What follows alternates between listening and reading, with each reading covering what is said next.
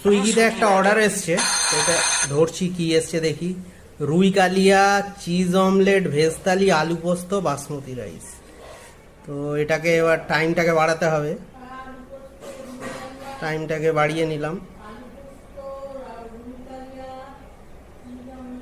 দিয়ে ডান করব,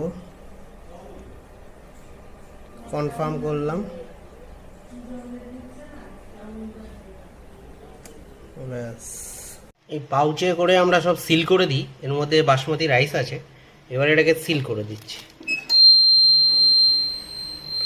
সিল করে দিলে আর কোনো অসুবিধা হয় না,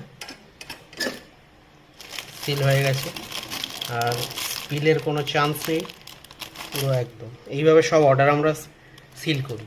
চিজ অমলেট রেডি হয়ে গেছে, এটাও তো অর্ডারে যাবে, আপনারা দেখেছেন। এইভাবে চিজ অমলেটটা আমরা রেডি করি, দেখছেন এই যে চিজ আছে। খুব একটা বেশি লোডেড হয় না আমাদের চিজ অমলেটটা, একদম ব্যালেন্স দেওয়া হয়। উপরে আর কি আমরা গোলমরিচ গুঁড়ো দিয়েছি। পোস্ত অর্ডারও রেডি হয়ে গেছে আমাদের, এইভাবে আমরা দিই জাস্ট। উপরে দেখছেন পোস্ত আর কাঁচা লঙ্কা দিয়েছি। এটা হচ্ছে 1 প্লেট। অর্ডার আমাদের কমপ্লিট হয়ে গেছে। এবার অর্ডার সেকশানে যাচ্ছি।